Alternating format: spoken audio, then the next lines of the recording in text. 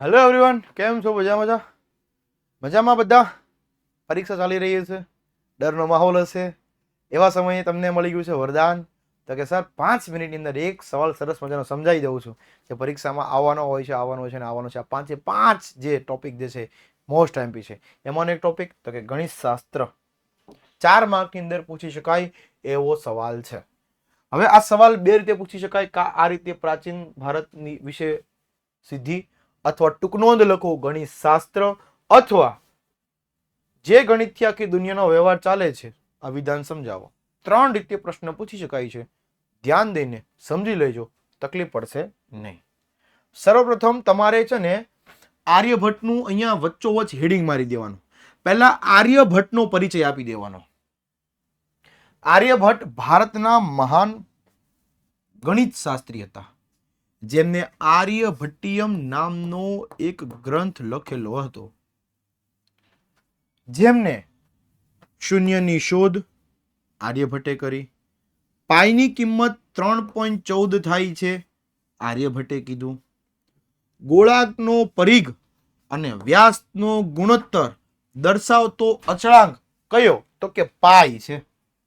અને આજે કહેતા મને બહુ આનંદ થાય છે કે 14 માર્ચ 2026 ને પાઈ દિવસ તરીકે ઓળખાય છે. એટલે કે આજનો જ 14 માર્ચનો દિવસ પાઈ દિવસ તરીકે ઓળખાય છે. એટલે હું પાઈ આજે ભણાવું છું, નસીબની વાત છે. ત્યાર પછી એવું વાત કરી કે ગણિતની શોધમાં આર્યભટ્ટે ભાગાકાર, ગુણાકાર, સરવાળા, બાદબાકી, વર્ગમૂળ, ઘનમૂળ વગેરે પદ્ધતિ અપનાવી. સાથે સાથે જ્યોતિષ શાસ્ત્રના પણ મૂળ સિદ્ધાંતો, જે પાયાના સિદ્ધાંતો છે, એ પણ આર્યભટ્ટે આપ્યા. પછી એમને એવું સાબિત કરી બતાવ્યું કે પૃથ્વી પોતાની ધરી ઉપર ફરે છે અને ચંદ્રગ્રહણનું સાચું કારણ પૃથ્વીનો પડછાયો છે, એ પણ સાબિત કરી બતાવ્યું. સાથે સાથે અંકગણિત, બીજગણિત, રેખાગણિતના બધા જ પ્રશ્નોનું નિરાકરણ આર્યભટ્ટજીએ આપ્યું. હવે આટલો પરિચય આપી દો ને એટલે પેપર ચેક કરનાર વ્યક્તિના મગજમાં બહુ સારી ઇમ્પ્રેશન પડે. સ્ક્રીનશોટ પાડી લેજો ખાસ. નેક્સ્ટ, ભારતે શેની શોધ કરી? શૂન્ય, દશાંશ, બીજગણિત, બોધાયનો પ્રમેય, રેખાગણિત, વૈદિક ગણિત અને સાથે સાથે આંકડાની પાછળ શૂન્ય લગાવવાના શોધક ગૃહસ્મત નામના એક ઋષિ હતા. સાથે સાથે એકની પાછળ 53 જેટલા શૂન્ય મૂકી શકાય. એકમ, દશક, 100, 1000, 10,000, લાખ, 10 લાખ, કરોડ, 10 કરોડ, છેક 53 શૂન્ય સુધી. ખર્વ કહેવાય છેલ્લો આંકડો, મને કદાચ એવો અંદાજ છે, ખર્વ સુધી આવે છે. મોહેન્જોદડો અને હડપ્પા, ચેપ્ટર નંબર 3. આની અંદર તોલ માપના ત્રાજવા આપેલા છે એવું આમાં કહે છે દશાંશ પદ્ધતિમાં.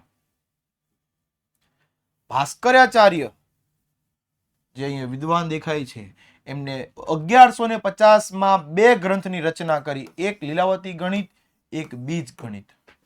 એ સિવાય તેમને સરવાળા અને બાદબાકીનું પણ સંશોધન કર્યું હતું. કોણે? ભાસ્કરાચાર્યએ. સાથે સાથે બ્રહ્મગુપ્ત નામના આ ઋષિએ સમીકરણના પ્રકારો બતાવ્યા. એટલું જ નહીં, આ બોધાયનજીએ અને સાથે સાથે બોધાયનનો પ્રમેય અને આપ સ્તંભે શુદ્ર સૂત્રોમાં વૈદિક યજ્ઞ અને એની વેદીઓનું નિશ્ચિત પ્રમાણ પણ સાબિત કરી બતાવ્યું અને એના પર રિસર્ચ કરીને સાબિત કરી દીધું.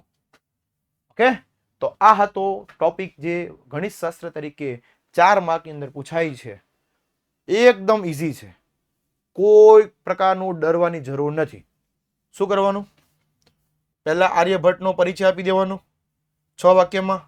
પછી શૂન્યની શોધ આ રીતે આમ લાઈનમાં લખી નાખવાની, એકાદ ભૂલાઈ જાય તો ચાલે. પછી એકની પાછળ શૂન્ય 53, ગૃહસ્મદ, તોલમાપ, ભાસ્કરાચાર્ય, બ્રહ્મગુપ્ત અને બોધાયનજી છે. કોઈ પ્રકારનો પ્રશ્ન આવશે? Never never. રેડી? 4 માર્કની અંદર મોસ્ટ એમપી કા ગણિત શાસ્ત્ર અને કા વૈદિક વિદ્યા આવે ને આવે છે. હજી કોઈ તકલીફ પડતી હોય ટોપિકમાં તો આપણે મહારિવિઝનના લેક્ચરો ચાલે જ છે. 1 થી 4 અને 5 થી 8 પૂરા થયા છે. મહારિવિઝનના લેક્ચરમાં આવવાનું ભૂલતા નહીં. ભણજો, શીખજો તો કંઈક લખી શકશો. બાકી સમાજ વિદ્યા છે જોઈ લઈશું, આ વિષયમાં નહીં ચાલે દોસ્ત. રેડી? આશા રાખું છું મારી વાતને સમજ્યા છો. Thank you very much. By.